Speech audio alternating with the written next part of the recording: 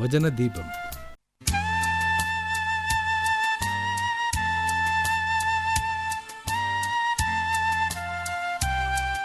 വചനദീപം. ലൂക്കോസിൻ്റെ സുവിശേഷം 22-ാം അധ്യായം 63 മുതൽ 71 വരെയുള്ള വാക്യങ്ങൾ. ലൂക്കോസ് 22-ൻ്റെ 63 മുതൽ 71 വരെ. യേശുവിനെ പിടിച്ചവർ അവനെ പരിഹസിച്ച് കണ്ണുകെട്ടി തല്ലി. പ്രവചിക്ക, നിന്നെ അടിച്ചവൻ ആർ എന്ന് ചോദിച്ചു. മറ്റ് പലതും അവനെ ദുഷിച്ചു പറഞ്ഞു. നേരം വെളുത്തപ്പോൾ ജനത്തിൻ്റെ മൂപ്പന്മാരായ മഹാപുരോഹിതന്മാരും ശാസ്ത്രിമാരും വന്നുകൂടി അവനെ ന്യായാധിപ സംഘത്തിൽ വരുത്തി. നീ ക്രിസ്തുവെങ്കിൽ ഞങ്ങളോട് പറക എന്ന് പറഞ്ഞു. അവൻ അവരോട്, ഞാൻ നിങ്ങളോട് പറഞ്ഞാൽ നിങ്ങൾ വിശ്വസിക്കുകയില്ല, ഞാൻ ചോദിച്ചാൽ ഉത്തരം പറയുകയുമില്ല. എന്നാൽ ഇന്നു മുതൽ മനുഷ്യപുത്രൻ ദൈവശക്തിയുടെ വലത്തുഭാഗത്ത് ഇരിക്കും എന്ന് പറഞ്ഞു. എന്നാൽ നീ ദൈവപുത്രൻ തന്നെയോ എന്ന് എല്ലാവരും ചോദിച്ചതിന്, നിങ്ങൾ പറയുന്നത് ശരി, ഞാനാകുന്നു എന്ന് അവൻ പറഞ്ഞു. അപ്പോൾ അവർ, ഇനി സാക്ഷ്യം കൊണ്ട് നമുക്ക് എന്താവശ്യം? നാം തന്നെ അവൻ്റെ വാമൊഴി കേട്ടുവല്ലോ എന്ന് പറഞ്ഞു. കർത്താവായ യേശു ക്രിസ്തുവിനെ അറസ്റ്റ് ചെയ്ത് വിചാരണ ചെയ്യുവാൻ കൊണ്ടുവന്നിരിക്കുകയാണ്. ഇത് രാത്രിയിലാണ് സംഭവിക്കുന്നത്. ഒരു രാജ്യത്തും രാത്രിയിൽ വിചാരണ അനുവദിച്ചിട്ടില്ല. ഇവിടെ ഒരു കോടതിയിലല്ല വിചാരണ നടക്കുന്നത്, മഹാപുരോഹിതൻ്റെ വീട്ടിലാണ്.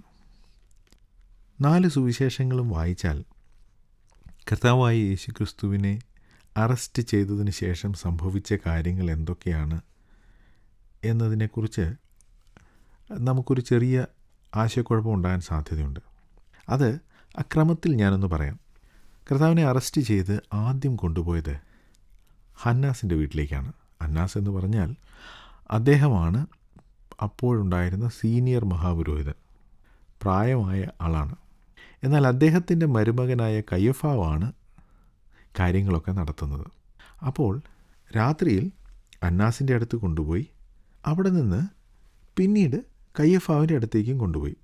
അതിനെക്കുറിച്ച് ലൂക്കോസ് പറയുന്നില്ല. പിറ്റേ ദിവസം രാവിലെ കയ്യഫാസ് സൻഹിദ്രി സംഘത്തിൻ്റെ ഒരു യോഗം വിളിക്കുകയാണ്. കാരണം അവരാണല്ലോ ശിക്ഷ വിധിക്കേണ്ടത്.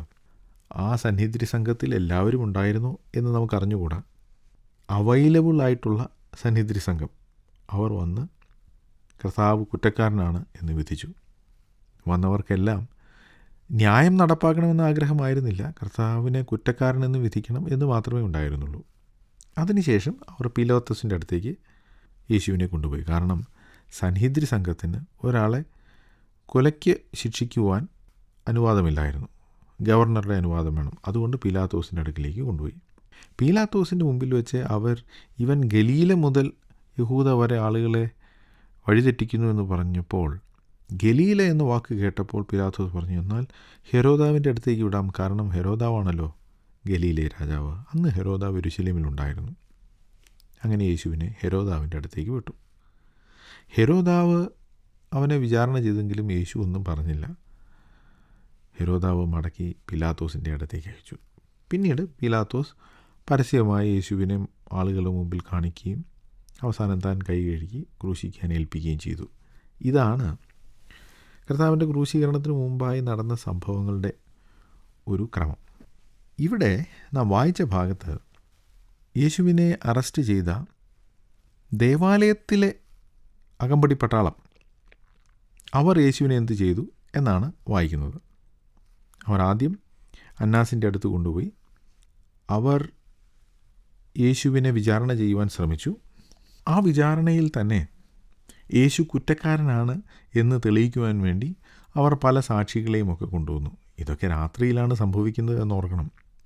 ഒരു രാജ്യത്തും ഒരു കോടതിയിലും അനുവദിച്ചിരിക്കുന്ന കാര്യമല്ല. എങ്കിലും എന്തു വന്നാലും യേശുവിനെ കൊല്ലണം എന്ന് ഒരുമ്പെട്ട് ഇറങ്ങിയ ഇവർക്ക് രാത്രിയോ പകലോ ഒരു വ്യത്യാസം ഉണ്ടായിരുന്നില്ല. ഇതിന് ശേഷം യേശുവിനെ പടയാളികൾ കയ്യേറ്റു. ഈ പടയാളികൾ റോമൻ പടയാളികളല്ല, മറിച്ച് ആ ദേവാലയത്തിൽ ഉണ്ടായിരുന്ന അകമ്പടി പട്ടാളം യഹൂദന്മാരായ ആളുകളാണ്.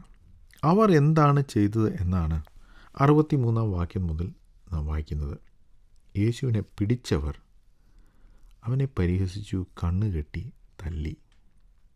പ്രവചിക്കാൻ നിന്നെ അടിച്ചവൻ ആരെന്ന് ചോദിച്ചു. മറ്റു പലതും അവനെ ദുഷിച്ചു പറഞ്ഞു. വളരെ ചുരുക്കമായിട്ടാണ് ലൂക്കോസ് ഈ കാര്യം എഴുതിയിരിക്കുന്നത്. എങ്കിലും ഈ ചെയ്തത് എത്ര ഭയങ്കരമായൊരു കാര്യമാണ് എന്ന് നാം ആലോചിച്ചാൽ മനസ്സിലാകും. 139 സങ്കീർത്തനത്തിൽ ദാവീദ് ദൈവത്തിൻ്റെ സർവജ്ഞാനത്തെക്കുറിച്ച് പറഞ്ഞിട്ടുണ്ട്. ഞാൻ ഇരിക്കുന്നതും എഴുന്നേൽക്കുന്നതും നീ അറിയുന്നു, എൻ്റെ നിരൂപണം നീ ദൂരത്തു നിന്ന് അറിയുന്നു, നടപ്പും കിടപ്പും നീ ശോധന ചെയ്യുന്നു, എൻ്റെ വഴികളൊക്കെ നീ മനസ്സിലാക്കുന്നു, നീ അറിയാതെ ഒരു വാക്കും എൻ്റെ നാവിന്മേലില്ല. അതുപോലെ തന്നെ നിൻ്റെ ആത്മാവിനെ വിളിച്ച് ഞാൻ എവിടെ പോകും, തിരുസന്നിധി വിട്ട് ഞാൻ എവിടേക്ക് ഓടും, സ്വർഗത്തിൽ കയറിയാൽ പാതാളത്തിൽ എൻ്റെ കിടക്ക് വിരിച്ചാൽ അവിടെയൊക്കെ നീയുണ്ട്. ഇരുട്ട് എന്നെ മൂടിക്കളട്ടെ, വെളിച്ചം എൻ്റെ ചുറ്റും രാത്രിയായി തീരട്ടെ എന്ന് പറഞ്ഞാൽ ഇരുട്ട് പോലും നിനക്ക് മറവായിരിക്കില്ല, രാത്രി പകൽ പോലെ പ്രകാശിക്കും, ഇരുട്ടും വെളിച്ചവും നിനക്ക് ഒരുപോലെ തന്നെ. ഇതൊക്കെ ദാവീദ് ഈ സങ്കീർത്തനത്തിൽ പറയുന്നതാണ്. ഭയങ്കരവും അതിശയകരമായി നീ എന്നെ സൃഷ്ടിച്ചിരിക്കാൻ ഞാൻ നിനക്ക് സ്തോത്രം ചെയ്യുന്നു. ഞാൻ രഹസ്യത്തിൽ ഉണ്ടാക്കപ്പെടുകയും ഭൂമിയുടെ അധോഭാഗങ്ങൾ നിർമ്മിക്കപ്പെടുകയും ചെയ്തപ്പോൾ എൻ്റെ അസ്ഥികൂടം നിനക്ക് മറവായിരുന്നില്ല. ഇങ്ങനെ ദൈവത്തിൻ്റെ സർവജ്ഞാനത്തെ, എന്ന് വെച്ചാൽ ദൈവം അറിയാത്ത ഒരു കാര്യവും എൻ്റെ ജീവിതത്തിലോ എൻ്റെ ശരീരത്തിലോ എൻ്റെ ഭാവിയിലോ ഇല്ല എന്നാണ് സങ്കീർത്തനകാരൻ പറയുന്നത്. ഇങ്ങനെയുള്ള ദൈവം താൻ ഒരു മനുഷ്യനായി ഭൂമിയിൽ വന്നു. ദൈവത്തിൻ്റെ സർവജ്ഞാനത്തെക്കുറിച്ചാണ് നാം 139 സങ്കീർത്തനത്തിൽ വായിച്ചത്. ആ ദൈവം മനുഷ്യനായി ഭൂമിയിൽ വന്നു. മനുഷ്യരുടെ മുമ്പാകെ തന്നെ വെളിപ്പെടുത്തി. മനുഷ്യർക്ക് ഇഷ്ടമുള്ളത് തന്നോട് ചെയ്യുവാനുള്ള സ്വാതന്ത്ര്യം മനുഷ്യന് ദൈവം കൊടുത്തു. അപ്പോൾ മനുഷ്യർ ചെയ്ത കാര്യമാണ് നാം ലൂക്കോസിൻ്റെ സുവിശേഷം 22 അധ്യായത്തിൽ വായിച്ചത്. അവിടെ നാം വായിക്കുന്നത്, അവർ അവനെ കണ്ണുകെട്ടിയിട്ട് അവൻ്റെ മുഖത്ത് ഇടിക്കുകയാണ്. എന്നിട്ട് അവനെ പരിഹസിക്കുന്നു. നീ ഒരു പ്രവാചകനാണെന്നല്ലേ പറയുന്നത്? കേൾക്കട്ടെ, നീ പ്രവചിച്ച് പറ, നിന്നെ ഇടിച്ചതാരാണ്? ഇതാണ് ആ പടയാളികൾ ചെയ്തത്. ഇത് കേട്ടാൽ നമുക്ക് അല്പം വിഷമം തോന്നും. കാരണം പ്രപഞ്ചത്തിൻ്റെ സൃഷ്ടാവും സർവജ്ഞാനിയുമായ ദൈവത്തോടാണ് ഇത് ചെയ്യുന്നത്. തൻ്റെ കണ്ണ് കെട്ടി തന്നെ ഇടിച്ചിട്ട് ചോദിക്കുന്നു, നിന്നെ ഇടിച്ചതാരാണ്? നീ പ്രവാചകനെങ്കിൽ പറയുക. ഈ പ്രപഞ്ചത്തിൽ തനിക്കറിയാൻ വയ്യാത്തതായി ഒന്നുമില്ല. അങ്ങനെയുള്ള ഒരാളോടാണ് ഈ പടയാളികൾ ഈ ചോദ്യം ചോദിച്ചത്. ആശ്ചര്യകരമായിരിക്കുന്നു അല്ലേ?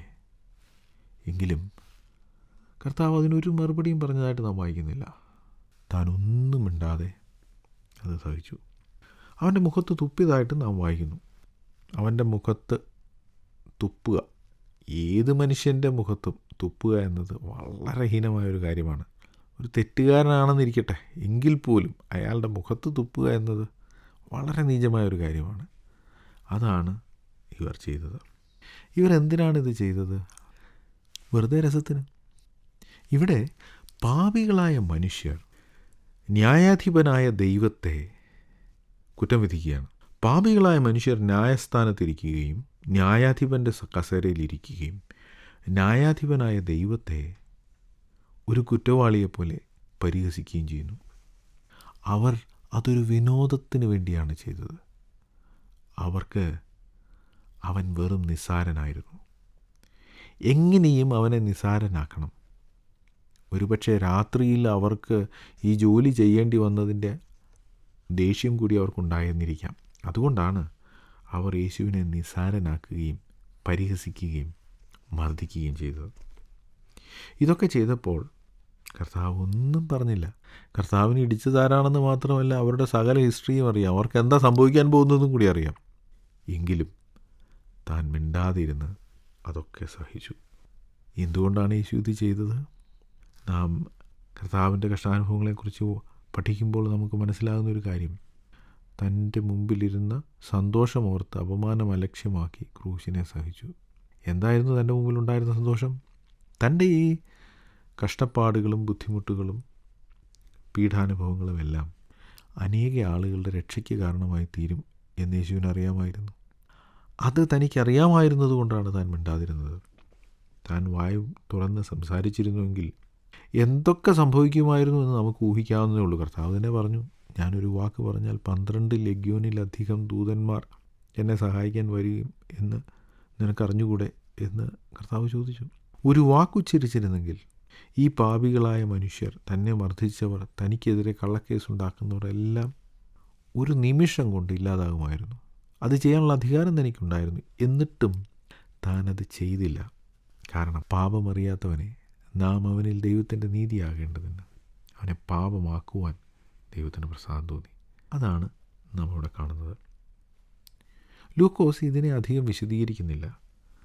മറ്റ് പലതും അവനെ ദുഷിച്ചു പറഞ്ഞു എന്ന് മാത്രം 65-ാം വാക്യത്തിൽ പറയുന്നു. അതിൻ്റെ അർത്ഥം പറയാൻ കൊള്ളാത്തതും കേൾക്കാൻ കൊള്ളാത്തതുമായ ഒരുപാട് മോശമായ കാര്യങ്ങൾ അവർ യേശുവിനെക്കുറിച്ച് പറഞ്ഞു.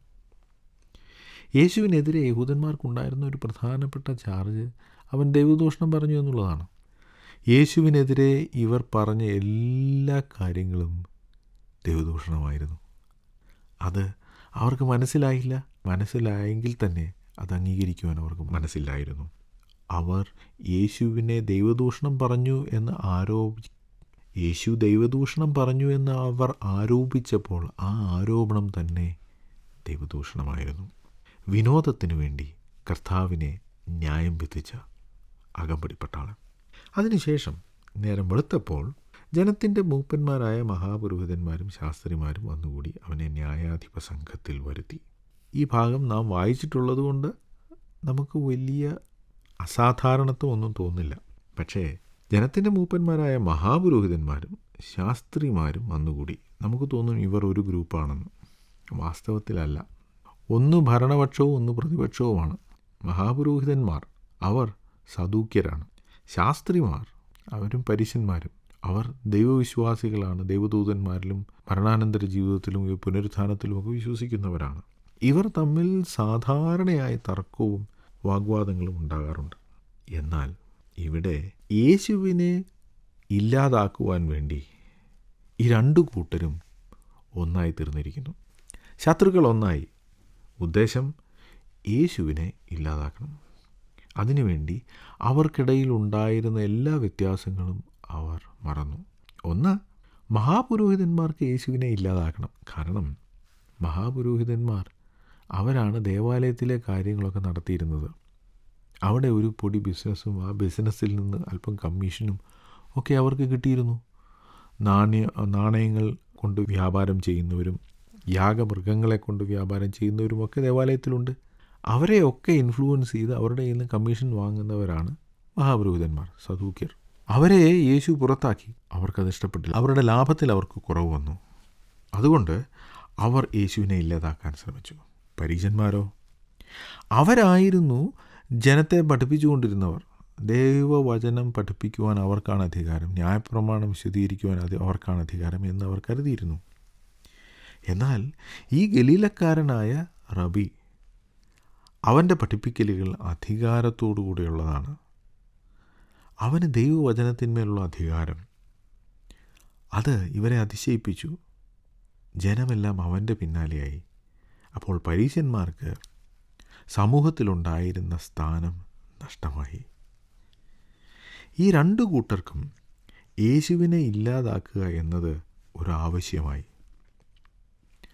അവർ പരസ്പരം ശത്രുതയിലായിരുന്നെങ്കിലും അവർ ഈ ഒരു കാര്യത്തിൽ ഒരുമിച്ചു. എങ്ങനെയെങ്കിലും യേശുവിനെ ഇല്ലാതാക്കണം. അവർ വന്നുകൂടി യേശുവിനോടൊരു ചോദ്യം ചോദിക്കുന്നു. നീ ക്രിസ്തുവെങ്കിൽ ഞങ്ങളോട് പറക എന്ന് പറഞ്ഞു.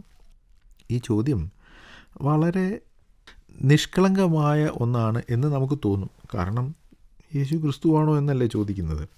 പക്ഷേ ഇവർ ചോദിക്കുന്നതിൻ്റെ ഉദ്ദേശം വേറൊന്നാണ്. ക്രിസ്തു അല്ലെങ്കിൽ മെസ്സിഹ എന്ന വാക്കിൻ്റെ അർത്ഥം അഭിഷിക്തൻ എന്നാണ്. ഒരു യഹൂദനെ സംബന്ധിച്ചിടത്തോളം ക്രിസ്തു അല്ലെങ്കിൽ മിശിഹ എന്ന് പറഞ്ഞാൽ രാജാവാണ്. യേശു ഒരു രാജാവാണ് എന്ന് യേശു പറയണം. അങ്ങനെ പറഞ്ഞാൽ യേശുവിനെ ഗവർണറുടെ അടുത്ത് കൊണ്ടുപോയി ഇവൻ കൈസർക്കെതിരെ റോമൻ സാമ്രാജ്യത്തിനെതിരെ മത്സരിക്കുന്നു എന്ന് പറഞ്ഞ് അവനെ കുറ്റം വിധിക്കാം. ഇവരുടെ ന്യായപ്രമാണത്തിൽ പറഞ്ഞിരിക്കുന്ന കാര്യങ്ങൾ തമ്മിൽ ഞങ്ങൾക്ക് അഭിപ്രായ വ്യത്യാസമുണ്ട് എന്നും പറഞ്ഞ് പീലാത്തോസിൻ്റെ അടുക്കൽ യേശുവിനെ കൊണ്ടുപോയാൽ പീലാത്തോസ് അവരെ ഓടിക്കും. നിങ്ങളുടെ ന്യായപ്രമാണത്തിൻ്റെ ഉള്ള തർക്കം തീർക്കുകയല്ല എൻ്റെ ജോലി. എൻ്റെ ജോലി ഈ പഠനത്തിൽ സമാധാനം പാലിക്കുക, റയറ്റ് ഉണ്ടാകാതെ, ലഹള ഉണ്ടാകാതെ സൂക്ഷിക്കുക. ഇത് മാത്രമാണ് എൻ്റെ ജോലി. അല്ലാതെ നിങ്ങളുടെ ന്യായപ്രമാണത്തിലെ തർക്കം തീർക്കുക എൻ്റെ ഉത്തരവാദിത്തമല്ല എന്ന് പീലാത്തോസ് പറയും. എന്നാൽ യേശു ഒരു രാജ്യദ്രോഹിയാണ്, റോമൻ സാമ്രാജ്യത്തിനെതിരെ മത്സരിക്കുന്ന വ്യക്തിയാണ് എന്ന് വരുത്തി തീർത്താൽ മാത്രമേ പീലാത്തോസ് ഈ കേസിൽ ഇടപെടുകയുള്ളൂ എന്നവർക്കറിയാം. അതുകൊണ്ട് അവർ ചോദിക്കുകയാണ്, നീ ക്രിസ്തുവോ? ഞങ്ങളോട് പറയുക. ക്രിസ്തു എന്ന് പറഞ്ഞാൽ ഇവൻ രാജാവാണെന്ന് പറഞ്ഞു, ഇവൻ റോമൻ ഗവൺമെൻറ്റിനെതിരെ മത്സരിക്കുന്നു എന്ന ആരോപണം പറഞ്ഞുകൊണ്ട് പീലാത്തോസിൻ്റെ അടുക്കൽ കൊണ്ടുപോകാം. പക്ഷേ യേശു മറുപടി പറഞ്ഞത്, ഞാൻ നിങ്ങളോട് പറഞ്ഞാൽ നിങ്ങൾ വിശ്വസിക്കുകയില്ല. ഇതിൻ്റെ അർത്ഥം യേശു ഇതിനു മുമ്പ് പറഞ്ഞിട്ടുണ്ട്, അവരത് വിശ്വസിച്ചില്ല. 68-ാം വാക്യത്തിൽ ഞാൻ ചോദിച്ചാൽ ഉത്തരം പറയുകയുമില്ല. യേശു അവരോട് ചില ചോദ്യങ്ങൾ ചോദിച്ചു. നിങ്ങളത് ഓർക്കുന്നുണ്ടാവും. ദാവീദിൻ്റെ മകനാണ് ക്രിസ്തു എന്ന് നിങ്ങൾ വിശ്വസിക്കുന്നു. അങ്ങനെയെങ്കിൽ ദാവീദ് ക്രിസ്തുവിനെ അല്ലെങ്കിൽ മിശിഹയെ കർത്താവെ എന്ന് വിളിക്കുന്നത് എങ്ങനെയെന്ന് ഇവൻ പരീശന്മാരോട് ചോദിച്ചു, മഹാപുരോഹിതന്മാരോട് ചോദിച്ചു. അവർക്ക് ഉത്തരമില്ലായിരുന്നു. കാരണം അതിൻ്റെ ഉത്തരം മിശിഹ ദൈവമാണെന്നാണ്. അതിൻ്റെ അർത്ഥം യേശു ദൈവമാണെന്നാണ്. യേശു അത് അവരോട് പറഞ്ഞു. അവർ വിശ്വസിച്ചില്ല. അതിനെ തെളിയിക്കുന്ന ഒരു ചോദ്യം അവരോട് ചോദിച്ചു. അതിനുത്തരം പറയാൻ അവർക്ക് മനസ്സില്ലായിരുന്നു. അപ്പോൾ യേശു പറയുന്നു, ഞാൻ പറഞ്ഞാൽ നിങ്ങൾ വിശ്വസിക്കുകയില്ല, ഞാൻ ചോദിച്ചാൽ ഉത്തരം പറയുകയുമില്ല. ഇവിടെ നാം പഠിക്കേണ്ട ഒരു കാര്യം, ചില ആളുകൾ ചോദ്യം ചോദിക്കുന്നത് വിശ്വസിക്കാനല്ല, മറിച്ച് പരിഹസിക്കാനാണ്. അങ്ങനെയുള്ള ആളുകളോട് ഉത്തരം പറയുന്നത് ഒഴിവാക്കുകയാണ് യേശു ഇവിടെ ചെയ്തത്. മുത്തുകളെ പന്നികളുടെ മുമ്പിൽ ഇടരുത് എന്ന് കർത്താവ് തന്നെ പറഞ്ഞല്ലോ. അതാണ് ഇവിടെ ചെയ്യുന്നത്. യേശു അവരോട്, ഞാൻ നിങ്ങളോട് പറഞ്ഞു, നിങ്ങൾ വിശ്വസിച്ചില്ല, ഞാനൊരു ചോദ്യം ചോദിച്ചാൽ നിങ്ങൾക്ക് മറുപടിയുമില്ല എന്ന് പറഞ്ഞു. അതിനുശേഷം താൻ പറഞ്ഞു, എന്നാൽ ഇന്നു മുതൽ മനുഷ്യപുത്രൻ ദൈവശക്തിയുടെ വലത് ഭാഗത്തിരിക്കുമെന്ന് പറഞ്ഞു. ഇത് 2-ാം സങ്കീർത്തനത്തിൽ നിന്നും 110-ാം സങ്കീർത്തനത്തിൽ നിന്നും അതുപോലെ ദാനിയേൽ പ്രവചനത്തിൽ നിന്നുമൊക്കെ ഉള്ള ഒരു റെഫറൻസാണ്. എന്ന് വെച്ചാൽ മനുഷ്യപുത്രൻ എന്ന വാക്ക് അവർക്കറിയാം, മിശിഹയെക്കുറിച്ചാണ് എന്നവർക്കറിയാം. മനുഷ്യപുത്രൻ ദൈവശക്തിയുടെ വലതുഭാഗത്തിരിക്കും അവർക്കറിയാം. അവർക്ക് മനസ്സിലായി. ഇത് മനസ്സിലാക്കാൻ തക്ക അറിവ് അവർക്ക് പഴയ നിയമത്തിൽ നിന്നും ഉണ്ട്. യേശു താൻ മനുഷ്യപുത്രനാണ്, ഇന്നു മുതൽ മനുഷ്യപുത്രൻ ദൈവശക്തിയുടെ വലതുഭാഗത്തിരിക്കുമെന്ന് പറഞ്ഞപ്പോൾ അവർ തിരിച്ചു ചോദിക്കുന്നത് എന്താണ്? എന്നാൽ നീ ദൈവപുത്രൻ തന്നെയോ എന്ന് എല്ലാവരും ചോദിച്ചതിന് യേശു മനുഷ്യപുത്രൻ എന്നാണ് അവരോട് പറഞ്ഞത്. അവർ തിരിച്ചു ചോദിച്ചെന്താണ്? നീ ദൈവപുത്രൻ തന്നെയോ എന്ന് എല്ലാവരും ചോദിച്ചു. എന്തുകൊണ്ടാണ് ചോദിക്കുന്നത്? ദൈവപുത്രൻ എന്ന് വെച്ചാൽ ക്രിസ്തു, ക്രിസ്തു എന്ന് വെച്ചാൽ രാജാവ്. അപ്പോൾ നീ ഒരു രാജാവാണെന്ന് ഇപ്പോൾ ഞങ്ങളോട് പറയണം. ഇവൻ മിശിഹയാണെന്ന് പറഞ്ഞാൽ അവനിൽ വിശ്വസിക്കുവാനല്ല, മറിച്ച് ഇവൻ മിശിഹയാണ്, രാജാവാണ് എന്ന് പറഞ്ഞാൽ ആ വാക്കിൽ പിടിച്ച് നിന്നെ ക്രൂശിക്കുവാൻ, നിന്നെ ഒരു കുറ്റവാളിയാക്കുവാൻ ഞങ്ങൾക്ക് കഴിയും. അതുകൊണ്ടാണ് എല്ലാവരും അവനോട് ചോദിക്കുകയാണ്, നീ ദൈവപുത്രൻ തന്നെയോ എന്ന്. യേശു, നിങ്ങൾ പറയുന്നത് ശരി, ഞാനാകുന്നു എന്ന് പറഞ്ഞു. അവനത് പറഞ്ഞപ്പോൾ ഈ ശാസ്ത്രിമാർക്കും മഹാപുരോഹിതന്മാർക്കും വലിയ ഒരു ആശ്വാസമായി. കാരണം ഇതായിരുന്നു അവർ അന്വേഷിച്ചുകൊണ്ടിരുന്നത്. യേശു ദൈവപുത്രനാണെന്ന് പറയണം. അത് വിശ്വസിക്കുവാനല്ല, മറിച്ച് ദൈവപുത്രൻ എന്ന ടൈറ്റിൽ രാജാവിൻ്റേതാണ്. യേശു രാജാവാണെന്ന് പറഞ്ഞു. അതിനിപ്പോൾ സാക്ഷികളായി. ഇനി നമുക്ക് ഗവർണറുടെ അടുത്ത് കൊണ്ടുപോകാം. റോമൻ ഗവർണറോട്, ഇതാ ഗലീലക്കാരനായ ഈ പ്രവാചകൻ, അല്ലെങ്കിൽ പ്രവാചകനെന്ന് സ്വയം വിളിക്കുന്ന ഇവൻ രാജാവാണെന്ന് പറഞ്ഞിരിക്കുന്നു. ഇവൻ റോമൻ ഗവൺമെൻറ്റിന് എതിരായി പ്രവർത്തിക്കുന്നു. റോമൻ ചക്രവർത്തിക്ക് ഇവനൊരു ഭീഷണിയാണ്. ഇവനെ വകവരുത്തിയില്ലെങ്കിൽ നാട്ടിൽ കലാപമുണ്ടാകും, നിയമപ്രശ്നമുണ്ടാകും. ഇവനെ കൊല്ലണം. ഇവർ അന്വേഷിച്ചത് യേശുവിനെതിരെ ഒരു തെളിവാണ്. എന്തുകൊണ്ടാണ് ഇവർ യേശുവിനെ ഇല്ലാതാക്കാൻ ശ്രമിച്ചത്? യേശുവിനെ ന്യായം വിധിക്കാൻ അവർ തയ്യാറായത്? അവരുടെ അധികാരം അവർക്ക് വലുതായിരുന്നു. സമൂഹത്തിലുള്ള സ്ഥാനം അവർക്ക് വലുതായിരുന്നു. സാമ്പത്തിക ലാഭം അവർക്ക് വലുതായിരുന്നു. ഇന്നും യേശു ആരാണ് എന്ന് മനസ്സിലാക്കിയ ശേഷവും യേശുവിനെ തിരസ്കരിക്കുന്ന ആളുകളുണ്ട്. അതിൻ്റെ കാരണം ഇതൊക്കെ തന്നെയാണ്. അവർക്ക് സമൂഹത്തിലുള്ള സ്ഥാനം വേണ്ടെന്ന് വയ്ക്കാൻ മനസ്സില്ല. അവർക്ക് ലഭിക്കുന്ന സാമ്പത്തിക ലാഭം വേണ്ടെന്ന് വയ്ക്കാൻ അവർക്ക് മനസ്സില്ല. ഇതിനു മുമ്പ് നാം അകമ്പടി പട്ടാളത്തെ കണ്ടു. അവർ യേശുവിനെ ന്യായം വിധിച്ചത് എന്തുകൊണ്ടാണ്? അവർക്ക് ഈ ലോകത്തിൽ അല്പം എൻ്റർടൈൻമെൻറ്റ് വേണം. ഈ ലോകത്തിലുള്ള വിനോദം ഉപേക്ഷിക്കാൻ അവർക്ക് മനസ്സില്ല. ഇന്നും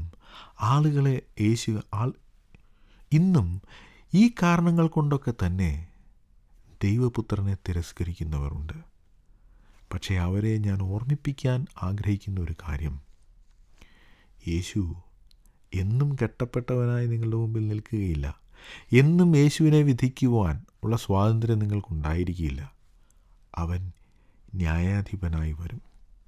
അവൻ നിങ്ങളെ ന്യായം വിധിക്കുന്ന ഒരു ദിവസം വരും. അന്ന് നസ്രായനായ യേശുവിനെക്കുറിച്ച് നിങ്ങൾ എന്ത് തീരുമാനിച്ചു എന്നതിൻ്റെ അടിസ്ഥാനത്തിലായിരിക്കും നിങ്ങളുടെ വിധി പ്രഖ്യാപിക്കുക. യേശു ഇന്ന് നിങ്ങളുടെ മുമ്പിൽ നിൽക്കുന്നു, കെട്ടപ്പെട്ടവനായി നിൽക്കുന്നു. നിങ്ങൾക്ക് വിനോദത്തെ സ്നേഹിക്കാം, യേശുവിനെ സ്നേഹിക്കാം. നിങ്ങൾക്ക് സമൂഹത്തിലുള്ള നിങ്ങളുടെ സ്ഥാനത്തെ സ്നേഹിക്കാം, യേശുവിനെ സ്നേഹിക്കാം. നിങ്ങളുടെയാണ് തീരുമാനം. നിങ്ങൾക്ക് സമൂഹത്തിലുള്ള പദവി അല്ലെങ്കിൽ സാമ്പത്തിക ലാഭം, അതിനെ നിങ്ങൾക്ക് സ്നേഹിക്കാം, അല്ലെങ്കിൽ യേശുവിനെ സ്നേഹിക്കാം. നിങ്ങളുടേതാണ് തീരുമാനം. അതിനുള്ള സ്വാതന്ത്ര്യം യേശു ഇന്ന് നിങ്ങൾക്ക് തന്നിരിക്കുന്നു. പക്ഷേ ഈ സ്വാതന്ത്ര്യം എന്നും നിലനിൽക്കുകയില്ല. ഒരു ദിവസം വരും, സ്വർലോകരും ഭൂലോകരും അധോലോകരും എല്ലാ നാവും യേശുക്രിസ്തു കർത്താവെന്ന് വായ് കൊണ്ട് ഏറ്റു പറയുകയും എല്ലാ മുഴങ്കാലും അവൻ്റെ മുമ്പിൽ മടങ്ങുകയും ചെയ്യേണ്ടി വരും. എന്നാൽ ഇന്ന് മനസ്സോടെ യേശുവിനെ കർത്താവെന്ന് പറയുന്നവരാണ് ബുദ്ധിമാന്മാർ. നിങ്ങളുടെ അഭിപ്രായങ്ങളും നിർദ്ദേശങ്ങളും ഞങ്ങളെ എഴുതി അറിയിക്കുവാൻ info@fibaonline.org എന്ന ഇമെയിൽ ID ഉപയോഗിക്കുക. നിങ്ങളുടെ അഭിപ്രായങ്ങൾ ഞങ്ങളെ വിളിച്ചറിയിക്കുവാൻ 9880221957 എന്ന നമ്പരും ഉപയോഗിക്കുക. നമ്പർ ഒരിക്കൽ കൂടി 9880221957.